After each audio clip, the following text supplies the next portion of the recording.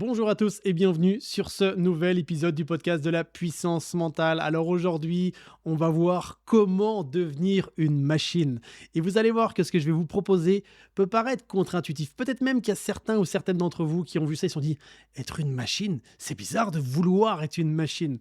Mais en réalité, quand on est dans le monde de la performance, dans le monde du sport, dans le monde où justement on a besoin de se dépasser, certains peuvent avoir cette demande d'être une machine et parfois c'est vrai que c'est une demande qui est complètement justifiée. Et puis parfois, est-ce qu'on a vraiment besoin d'être cette machine? En tout cas, je vais vous apporter ça vraiment sous l'angle de ce que j'ai pu expérimenter aussi. Et je rigole parce que cet épisode, en fait, je me suis souvenu, il y a de ça quelques années en arrière, une personne était venue me voir. J'étais encore à l'école de police, où j'étais formateur spécialisé en maniement des armes, en secourisme et évidemment en préparation mentale. Et cette personne-là vient me voir et me dit: Geoffrey, fais de moi une machine en fait. J'ai besoin que tu m'accompagnes, que tu fasses de moi une machine. En fait, il avait des compétitions, il avait des épreuves, et puis là, il vivait des moments où il était un peu challengé, où il était un peu en difficulté, et il sentait qu'il donnait pas le meilleur de lui-même sur à la fois ses entraînements, ses compétitions, etc. Et je le regarde et je lui dis: toi, vouloir être machine, toi, vouloir devenir machine, avec cet accent un peu stéréotypé russe, comme on pouvait voir. Moi, je suis toujours en parallèle avec Rocky, vous savez, ce Ivan Drago, là, russe, avec la mâchoire au carré, un peu comme on pourrait stéréotyper, les gars, vraiment des véritables machines pour le coup. Il dit: oui, Geoffrey, c'est exactement ça.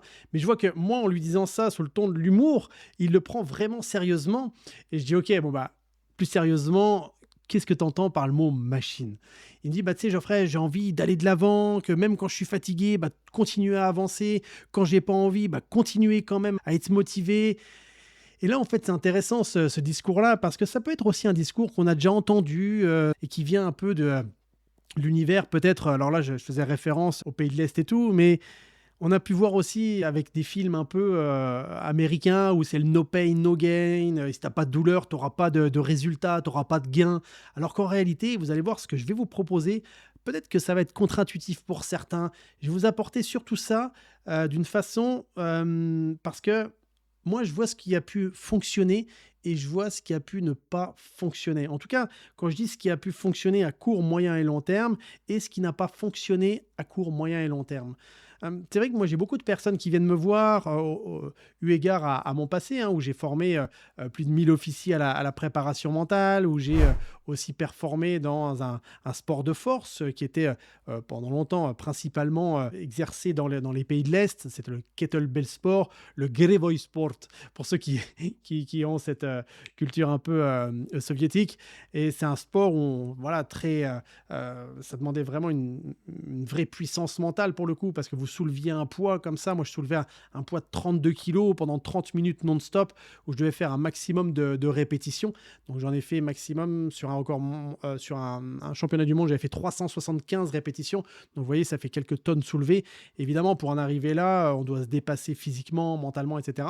Donc, souvent, quand les personnes viennent me voir, fort de ce passé-là, ils supposent que je vais leur apprendre à se déconnecter de leurs émotions et tout ça. Et en fait, ce qui est intéressant, c'est de voir derrière cette volonté de performer à tout prix, d'être une machine à tout prix.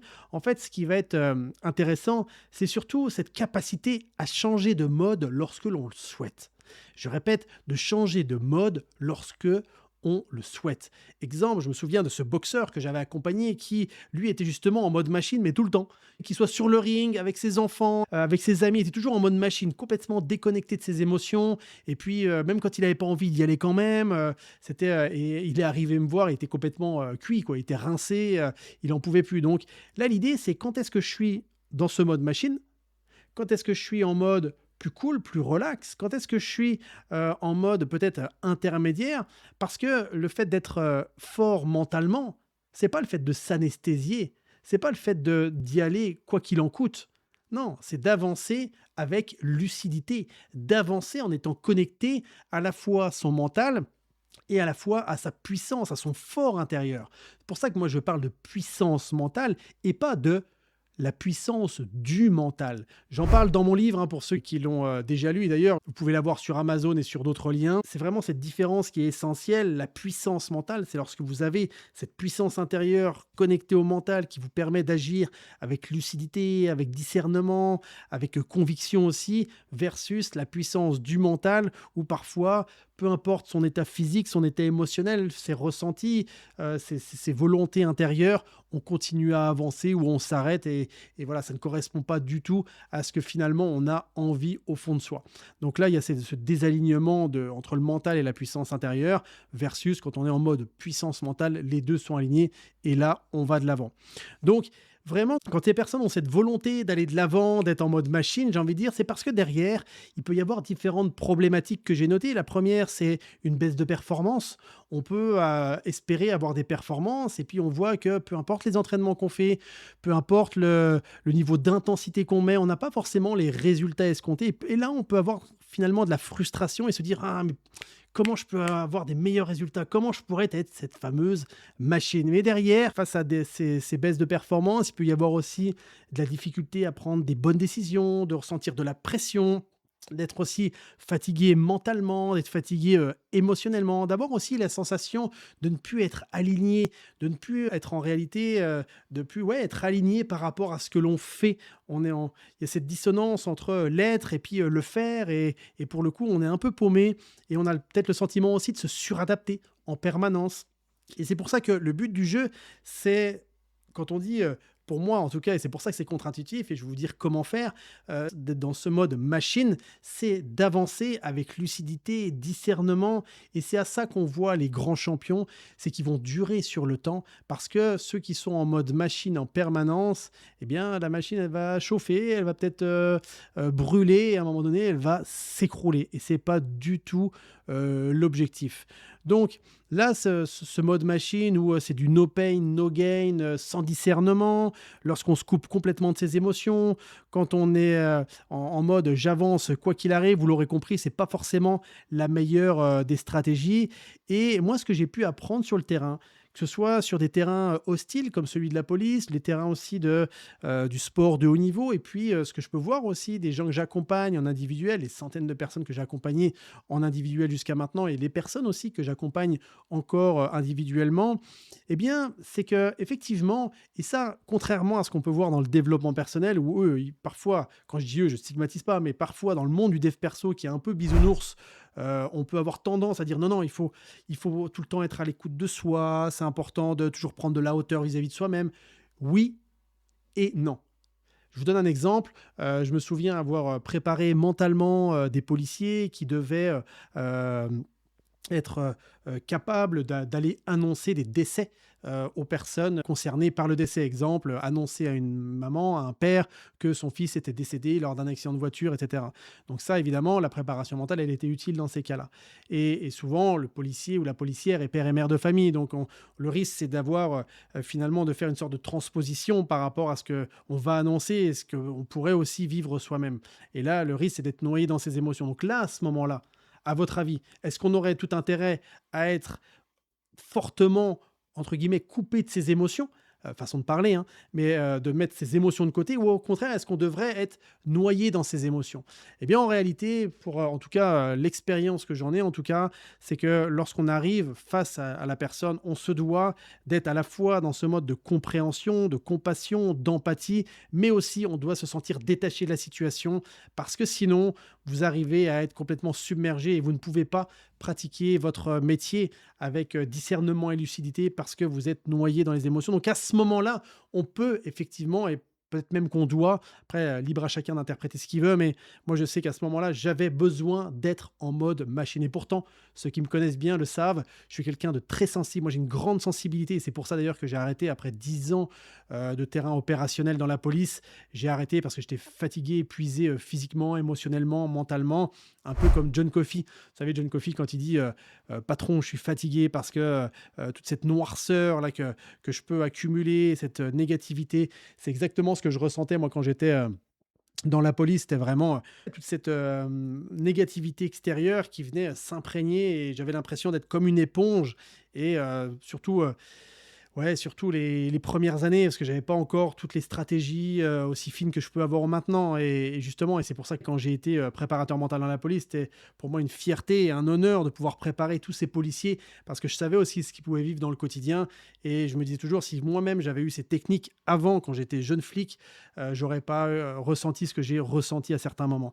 Donc là, vous en doutez que oui, à des moments, c'est important d'être en mode machine et parfois, donc quand on est après une intervention, ça va être comme je vous disais là, d'annoncer un décès par exemple à des parents. Quand vous rentrez chez vous, si vous êtes encore en mode machine, le risque, c'est d'être coupé de ces émotions alors qu'en réalité, elles existent quand même. Je me rappelle comme ça d'avoir une discussion avec un lieutenant-colonel de l'armée et puis quelqu'un de très très solide, hein, vraiment un gars au grand cœur. Et je lui dis, dis-moi comme ça, là, par rapport à tout ce que tu as vécu, vraiment beaucoup d'opérations extérieures, je me pose une question. Est-ce qu'on arrive vraiment à se détacher de tout ce qu'on peut voir? Et puis il me dit, oui, oui, oui, oui, on peut y arriver. Vous savez, en mode militaire, comme ça, très carré. Et je lui dis, vraiment complètement? Et là, il avale sa salive et il me fait, oui, oui, bon, bah, on y arrive, quoi. Donc vous avez compris que il se bloque et à un moment donné, c'est pour ça qu'on voit beaucoup dans les métiers de l'urgence, des gens qui craquent, des gens qui sont fatigués, qui sont épuisés parce que et puis ça, c'est valable aussi dans l'entreprise, hein, il y a pas que les métiers de l'urgence.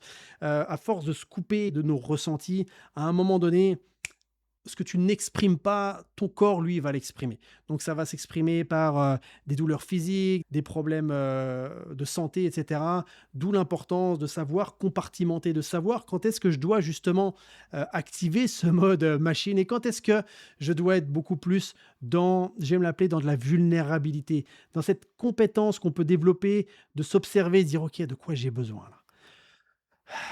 Je respire, de quoi j'ai besoin? OK, j'ai envie de chialer, pleure. Vraiment, fais-le.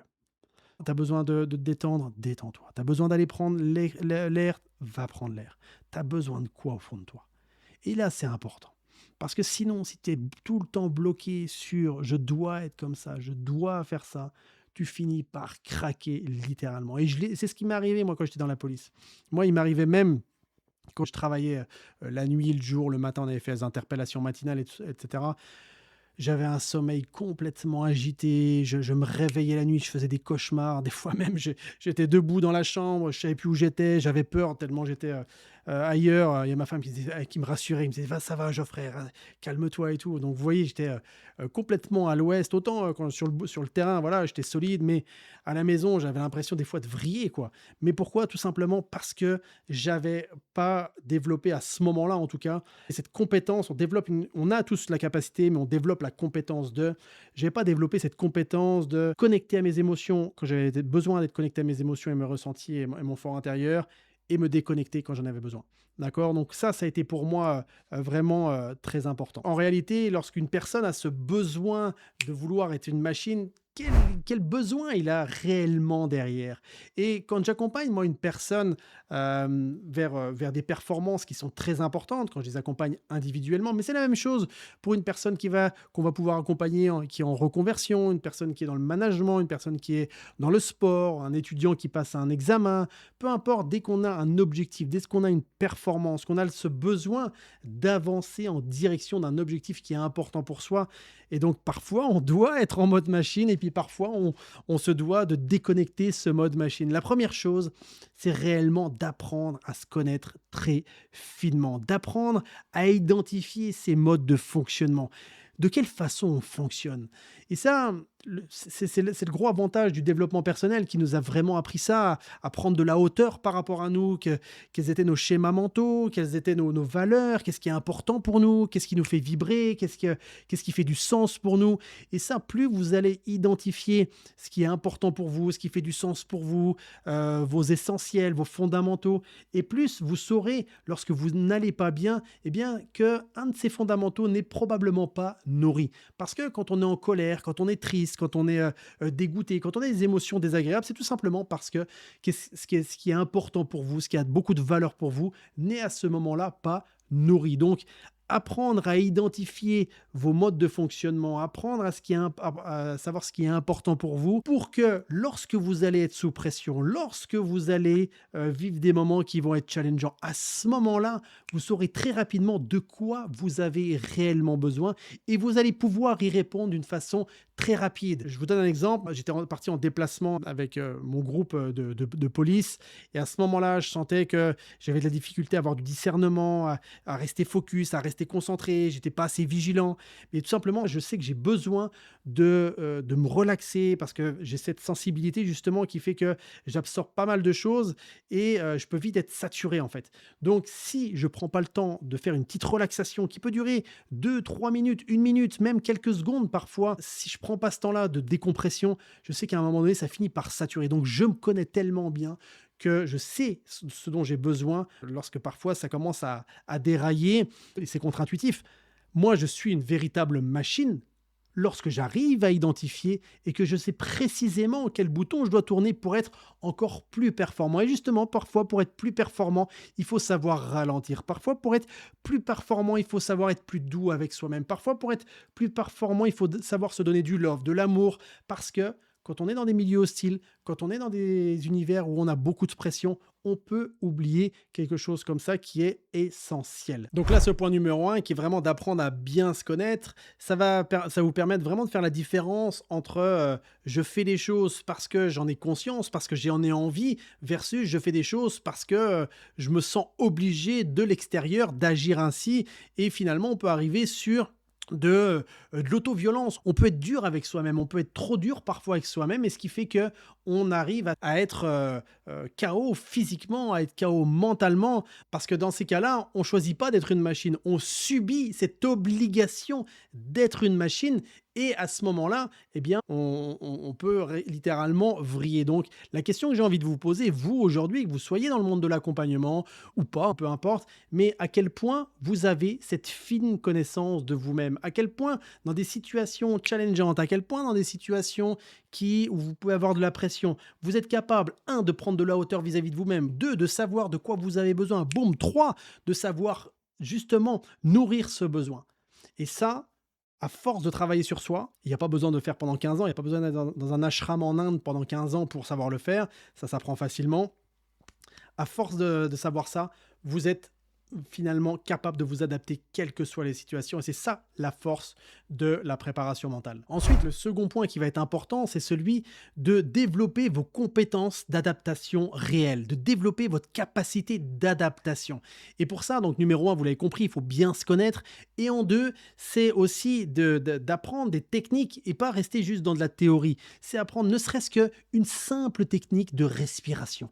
Dernièrement, c'était un de mes enfants, je lui apprenais ça, et je lui disais, tu sais, pour être capable d'utiliser cette technique de respiration quand tu vas en avoir besoin en examen, ou alors lors d'une compétition, ou quand tu vas faire de la boxe, ou quand tu vas être sur un match de foot, ça va être important déjà de t'entraîner à le faire dans un milieu qui soit sécure, dans ta chambre, dans un bureau, sur le canapé, tranquille, pour que ton cerveau, lui, comprenne que lorsque tu actives un type de respiration bien spécifique, ça t'amène à de la détente intérieure.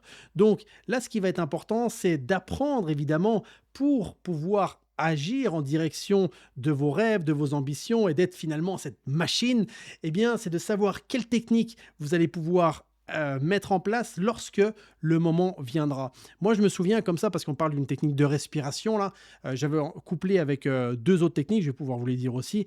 Je me souviens de ce moment où j'étais sur une colonne d'intervention, on devait aller interpeller une personne à 6 heures du matin, et moi j'étais sur le binôme effraction. Donc le binôme effraction, c'est celui qui positionne le vérin hydraulique, le door raider, pour casser la porte et ensuite laisser la colonne d'interpellation, enfin les collègues qui allaient interpeller les individus dangereux à l'intérieur. Donc là, en l'occurrence, c'était de mémoire des personnes qui avaient fait des gros trafics de stupéfiants et potentiellement armés. Donc, je me souviens, lorsque je pose ce vérin hydraulique, d'ailleurs j'en parle dans mon livre, je pose ce vérin hydraulique là, j'ai la partie métallique qui vient juste comme ça. Je ne sais pas si vous entendez, mais tout doucement, ce qui vient faire un bruit sur la porte. Pourtant, je l'appliquais avec beaucoup de délicatesse. Et là, le chien qui était à l'intérieur se met à aboyer.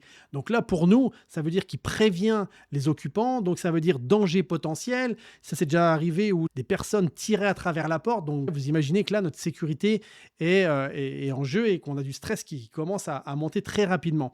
Donc là, à ce moment-là, je me souviens, moi, avoir ce stress monter. Et pour garder ce focus, ce discernement, j'ai appliqué tout de suite une technique de respiration en même temps que j'étais en train d'appliquer cet appareil pour ouvrir la porte. Donc je me souviens avoir appliqué cette technique de respiration en même temps que je faisais la manipulation avec ce door reader-là, parce que vous ne pouvez pas dire «Attends, faut que je respire, je reviens dans 5 minutes». Non, non, c'est là, dans l'action.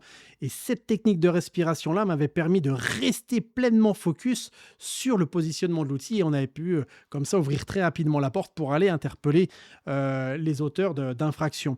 Et en fait, je vais utiliser aussi 2 autres techniques. C'est un, et j'en parle d'ailleurs dans l'épisode précédent, j'avais utilisé la technique Tao, technique d'anticipation optimale, pour me préparer mentalement à être au meilleur de moi-même sur cette intervention, quel que soit ce qui puisse arriver de différent, que peu importe ce qui se passe, je sois capable de m'adapter. Et pour le coup, ça m'avait été très utile parce que mon cerveau était prêt sur le fait qu'il puisse arriver quelque chose qui n'était pas prévu. En l'occurrence, je n'avais pas pensé à un chien qui pouvait aboyer et réveiller les occupants. Donc là, c'était le cas. Donc mon cerveau savait qu'il pouvait y avoir quelque chose. Donc là, même si j'étais en mode danger, c'était pas non plus en mode gros stress, d'accord? Je restais bien focus.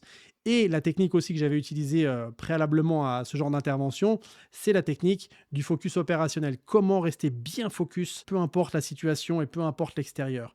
Donc, là, concrètement, plus vous allez apprendre des techniques de préparation mentale, plus vous les adaptez, plus vous allez pouvoir passer du savoir à l'intégration. Ensuite, le troisième étape, donc 1, savoir, 2, intégration, 3, incarnation, c'est-à-dire qu'on va pouvoir être en mode automatique, on va pouvoir les appliquer avec beaucoup d'automatisme, ça va vous développer vos capacités d'adaptation. Et ça, c'est extrêmement intéressant parce que tout simplement, on ne découvre pas un outil le jour où tout brûle autour de nous. D'accord? Donc, on doit vraiment s'entraîner, on doit développer cette capacité à basculer d'un mode à l'autre parce que pareil, quand on est sur quelque chose où on a beaucoup de pression, vous devez développer aussi cette compétence de ramener du calme à l'intérieur de vous. Autant vous devez être capable d'être fort dans l'intensité, autant vous devez être aussi intense dans la récupération. Et le problème avec les gens que je rencontre très souvent, 9 fois sur 10, ceux qui veulent être des machines, ils veulent être tout le temps dans l'intensité de l'action, mais ils en oublient l'intensité de la récupération.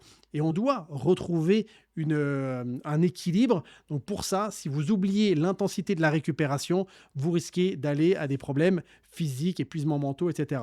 Donc c'est très important de développer votre capacité d'adaptation et ça en apprenant différentes techniques de prépa mentale. Comme je disais, il y en a qui sont très simples, hein, vous pouvez les retrouver sur YouTube, etc. Mais si vous sentez, vous, par exemple, que vous avez de la difficulté à vous relaxer, vous avez de la difficulté à ramener du calme à l'intérieur de vous, vous pouvez aller voir sur le podcast, j'avais proposé des techniques comme ça doit être dans les 15-20 premiers épisodes, des techniques flash, vous pouvez les tester, vous pouvez les expérimenter, vous allez voir, ça va vous faire un bien fou. Enfin, j'ai eu beaucoup de retours par rapport à ça.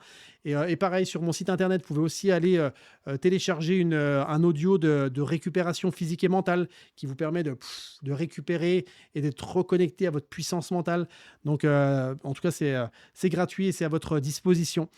Donc, comprenez bien, il y a vraiment 2 choses qui sont fondamentales à avoir à l'esprit. C'est que si vous voulez être dans ce mode machine, parfois aller de l'avant, aller avancer en direction de vos ambitions, mais sans non plus rompre physiquement et mentalement, vous devez, point numéro 1, apprendre à bien vous connaître. Numéro 2, vous devez développer vos compétences d'adaptation réelles, votre capacité adaptative. Pour ça, eh bien, c'est tout simplement en apprenant des techniques, quelles qu'elles soient, hein. Je me souviens, moi, en 2011, au tout début où j'étais dans la préparation mentale, j'avais utilisé, lorsque j'avais passé les sélections pour le groupe d'assaut opérationnel de la section antiterroriste de la police. Donc là, c'était une semaine de tests et de sélection. Donc là, j'avais juste utilisé j'avais principalement utilisé des techniques de respiration et rien que ça m'avait permis de garder beaucoup de lucidité pendant toutes ces épreuves parce que ça me permettait, un, de diminuer mon stress, deux, ça me permettait de mieux m'endormir parce que je pouvais me relaxer à l'aide de la respiration et trois, ça me permettait aussi de ramener du focus lorsque j'en avais besoin. Donc vraiment, c'était très utile. Donc, vous voyez, il n'y a pas besoin des fois d'avoir 50 techniques, juste une, mais qu'on maîtrise très bien. Eh bien, ça permet de faire pas mal de choses déjà. Donc ça, pensez-y. Donc, développez vos compétences d'adaptation réelles.